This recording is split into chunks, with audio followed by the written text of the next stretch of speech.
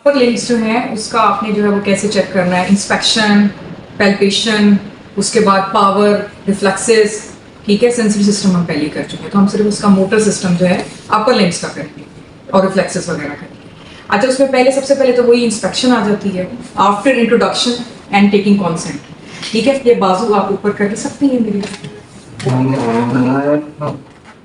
ठीक। अब आप इसको देखें, इंस्पेक्ट करेंगे इसका बल्क, कोई स्पॉन्टेनियस, कोई फेसिकुलेशंस। और दूसरा, जब मैंने इसको कहा कि खुद बाजू ऊपर करे तो मुझे पता चल गया कि इसकी पावर ठीक है। तो हमेशा आप पेशेंट को कहें कि वो बाजू ऊपर करे ताकि आपको आइडिया हो जाए कि इसकी पावर है या नहीं है। अच्छा, उसके बाद मैंने इसका बल्क चेक कर लिया, कोई फेसिकुलेशंस वगैरह, कोई डिफॉर्मिटी वगैरह चेक कर ली। फिर मैंने इसको कहा कि ऐसे कर, यहाँ कोई वेस्टिंग तो नहीं है थिनार हाइपोथिनार के ऊपर, कोई मसला तो नहीं है। उसके बाद मैं जब इसको पेल्पेट करने लगूंगी तो मैं इससे इजाज़त लूंगी कि मैं आपको टच कर लूँ, आपको दर्द तो नहीं होती कहीं भी, ठीक है। उसके बाद मैंने इस तरह करके इसको फेसिकुलेशंस के लिए और इधर भी चेक कर, फिर उसके बाद मैं इसकी टोन चेक करूंगी, ठीक है। टोन में मैं इसको बार बार इंस्ट्रक्ट करूंगी कि आपने अपने हाथ को ढीला छोड़ना, कंपेयर, ढीला छोड़ा, ये कंपेयर किया, उसके बाद शोल्डर की, ठीक है। उसके बाद जो है वो आ जाती है आपकी इंडिविजुअल मसल पावर। वो उसी मरीज में आप करेंगे जिसकी पावर एटलीस्ट 3 to 4/5 है, ठीक है। 5/5 बिल्कुल नॉर्मल होती है। 4/5 का मतलब ये होता है कि वो अगेंस्ट ग्रेविटी उसको उठा सकता है। तो अगर मेरा मरीज जो है वो इस तरह उसने कर लिया है तो इसका मतलब है फिर मैं उसका इंडिविजुअल मसल पावर चेक कर सकती हूँ 4/5, ठीक है। तो चूंकि इसकी मुझे पावर ठीक लगी है तो I will directly move to the individual muscle power. Otherwise अगर मुझे लगे कि ये पेशेंट जो है इसका कोई प्रॉब्लम चल रहा है अपर लिम्ब का, तो पहले मैं मरीज को कहूंगी कि ऐसे करें। जब वो ऐसे करेगा आप करो ऐसे, ठीक है। मुझे नीचे नहीं करने देना, ठीक है। अगर ये रेजिस्ट कर रही है तो 5/5 है, अगर नहीं कर रही है तो 4/5 है, यानी अगेंस्ट ग्रेविटी ये उठा रही है। अब अगर इसकी पावर 5/5 है या 4/5 है तो फिर मैं इंडिविजुअल मसल्स को चेक करूंगी। मैं कहूंगी अपनी मेरी फिंगर जोर से पकड़े, फ्लेक्सर्स ऑफ द फिंगर्स, ये भी पकड़े, निकालने नहीं देंगे, ठीक है। उसके बाद ये फ्लेक्सर्स हो गए, उसके बाद सीधी करें उंगलियां, सीधी करें उंगलियां, एक्सटेंसर्स, ठीक है। उसके बाद मुट्ठी बनाए, मुट्ठी को अंदर की तरफ मोड़े, जोर लगाएं, ये वाली मुट्ठी अंदर की तरफ मोड़े, जोर लगाएं, बाहर की तरफ मोड़े मुट्ठी, जोर लगाएं, बाहर की तरफ। तो ये आपके रिस्ट के एक्सटेंसर्स हो गए।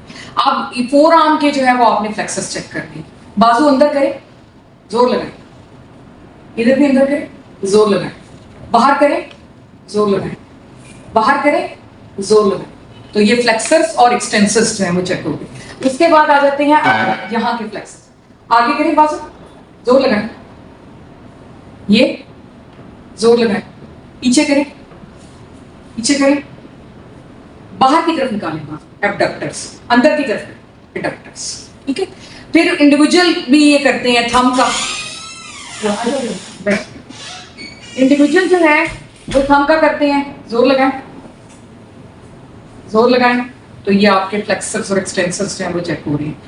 फिर ये फिंगर्स को उसको कहते हैं स्प्रेड करें, फैलाएं, अंदर नहीं करने देनी मुझे, ये इंट्रोस्टाई चेक हो, इनको भी फैलाएं, ये नहीं करने देनी। फिर एडक्टर्स को हम करते हैं कि एक पेपर दें,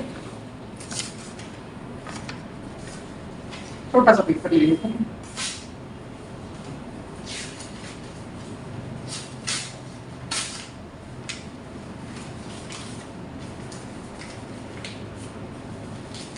ये उंगली में दबा, निकालने नहीं देना, ठीक है। इस तरह इधर निकालने नहीं देना। फिर आ जाते हैं रिफ्लेक्सेस को, हैमर पकड़ो।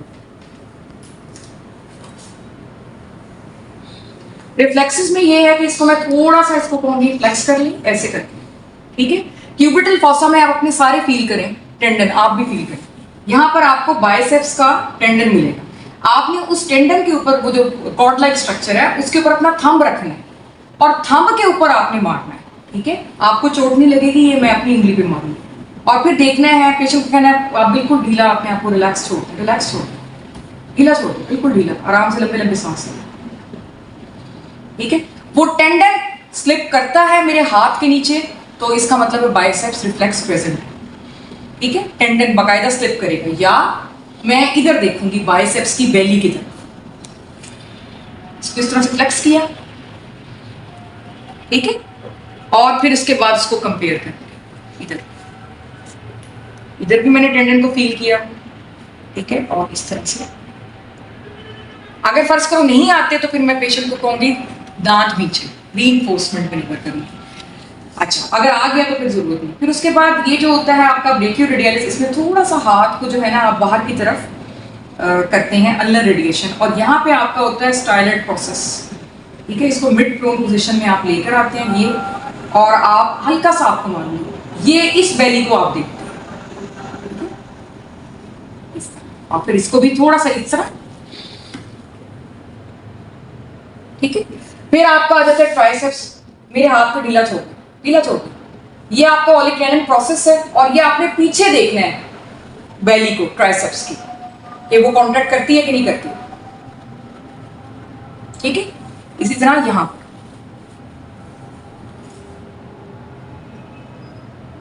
ठीक है। तो ये आपके जो हैं जर्स, चलिए ठीक है, बंद कर सकते हैं।